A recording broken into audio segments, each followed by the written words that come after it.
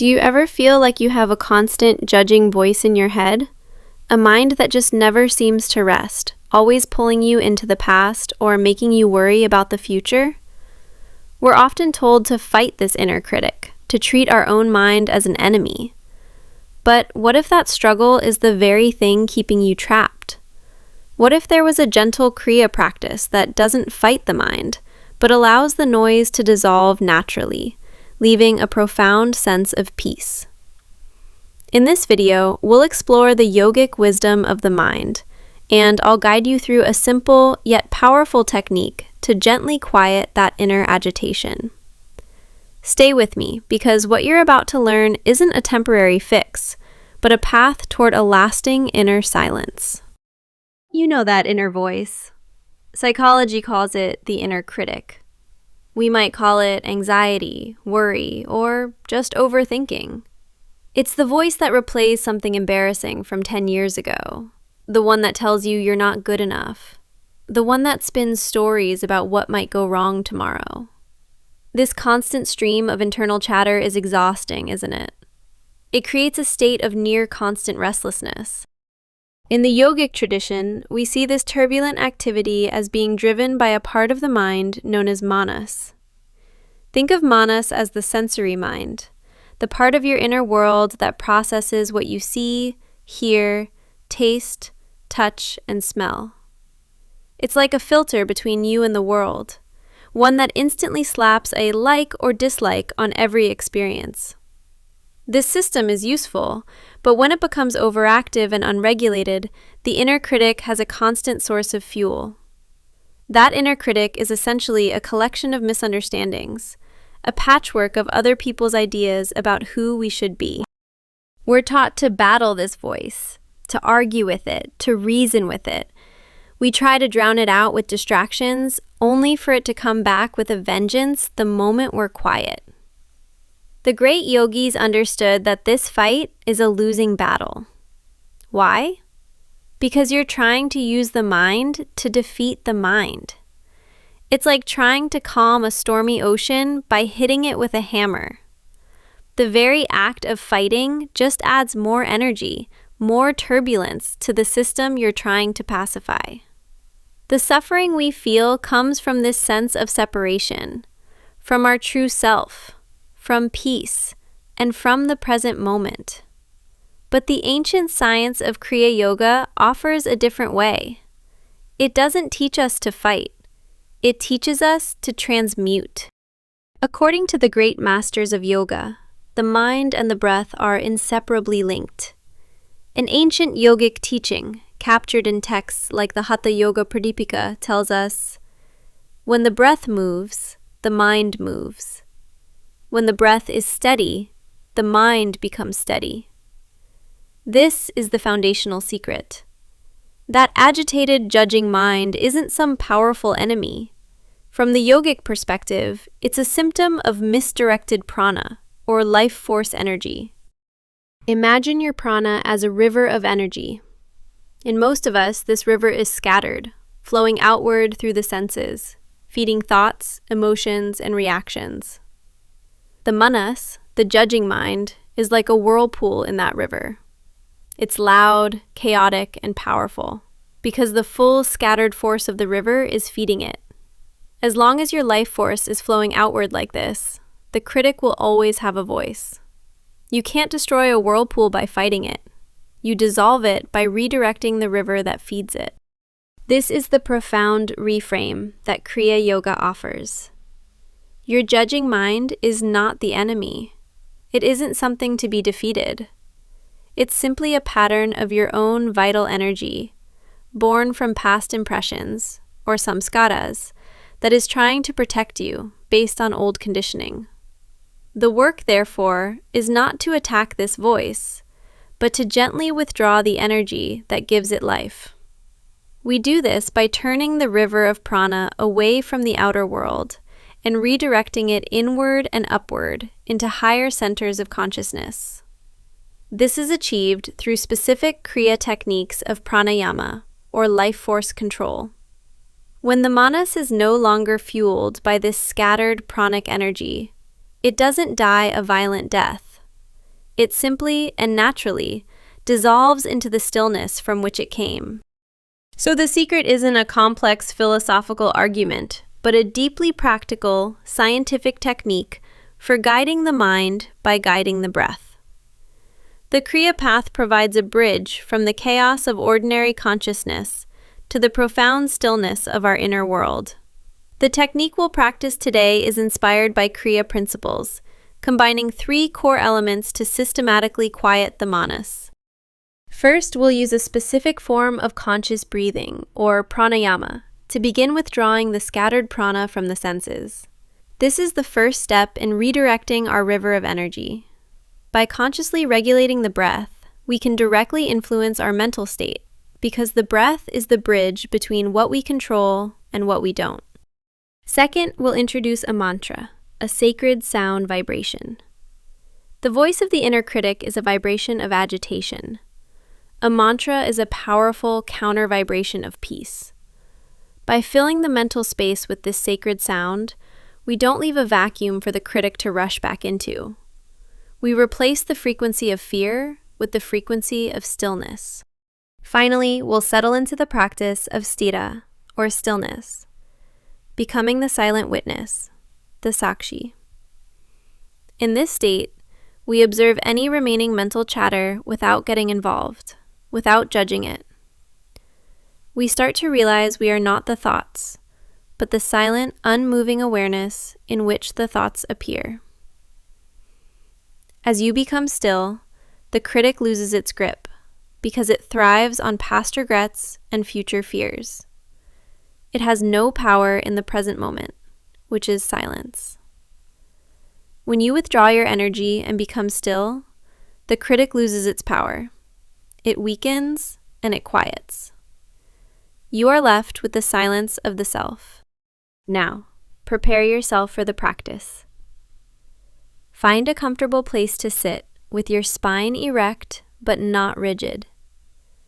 Yogis often saw the spine as a highway to the infinite, a central channel for our energy, so a tall posture is helpful.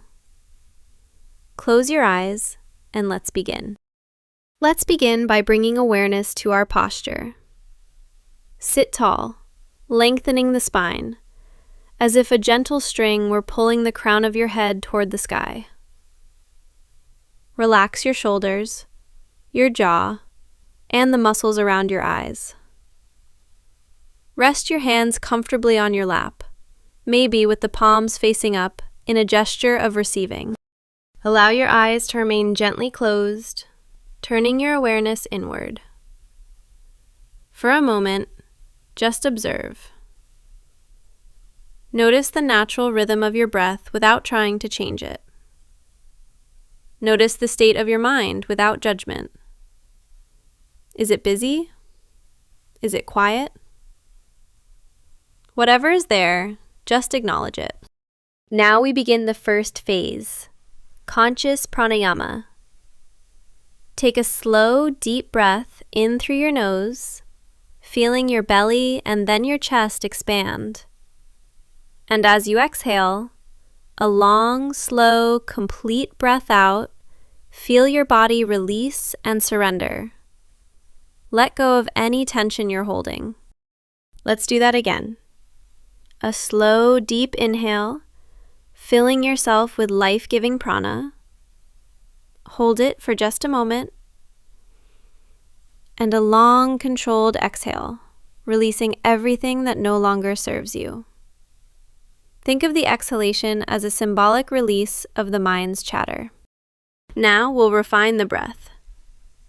As you inhale, imagine a current of golden white light, a current of prana, moving from the base of your spine all the way up to the point between your eyebrows, the spiritual eye. And as you exhale, allow your awareness to rest gently at that point.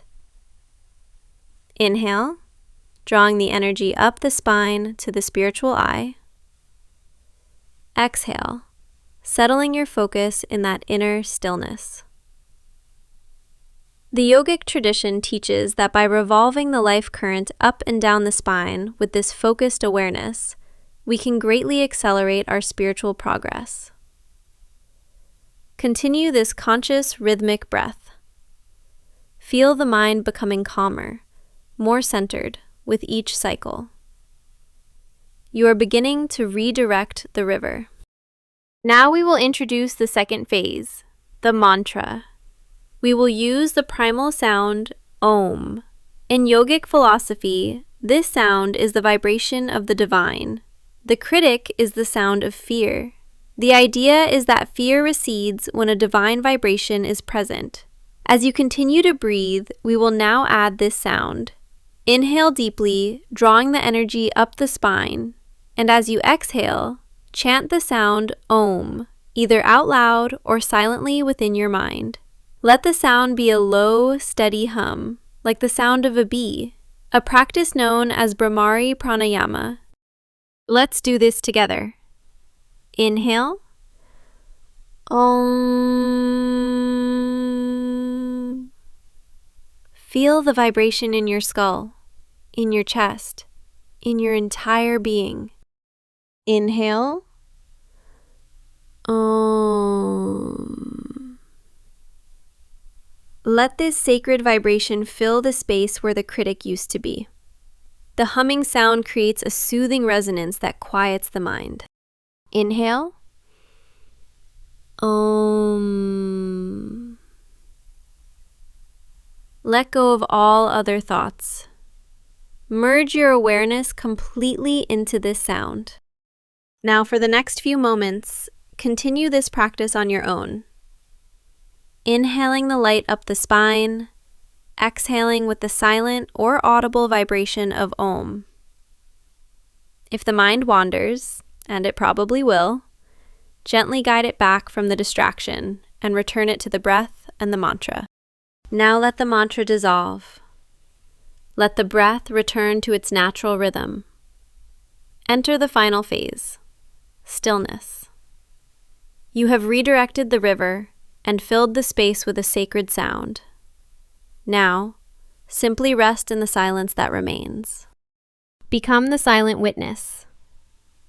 Thoughts or sensations may still arise, like clouds drifting across a vast empty sky. You are the sky, not the clouds.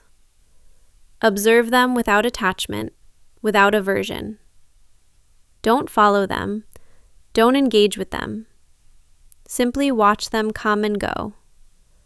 Realize that you are not the one thinking. You are the one observing the thought. You are not the body. You are the stillness observing the body. This is the state of the witness, the Sakshi.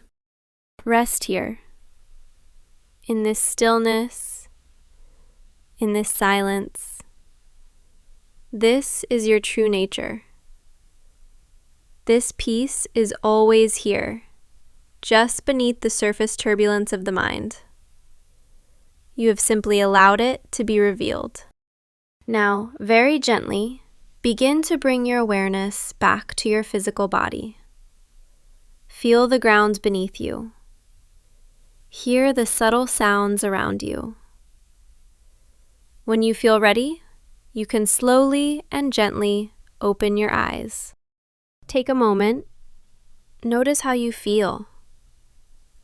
That quiet, that stillness, is the natural state of a mind that is no longer being agitated by scattered energy. This is the result of working with the manas, not fighting it. This practice is not a one-time event. It's a discipline. The grooves of old habits are deep. But as Paramahansa Yogananda taught, habits are essentially the result of the mind's concentration. By practicing this Kriya regularly, even for just 10 minutes each day, you are concentrating your mind on a new way of being. You are retraining your energy and your consciousness to remain centered in peace. Over time, you may find the voice of the judging mind grows fainter, not because you violently silenced it, but because it has dissolved into the vast, silent ocean of your own being. If this practice has resonated with you, I invite you to subscribe and join our community. We explore the depths of yogic science every week to help you on your path to self-realization. Please share this video with anyone you feel may benefit from finding this inner peace. Remember, the goal is not perfection in the practice, but the practice itself. Be compassionate with yourself. An unruffled mind can behold, behind the masks of change, the eternal spirit. May you be free from anxiety and fear. May you be at ease. May you rest in the profound silence of your true self.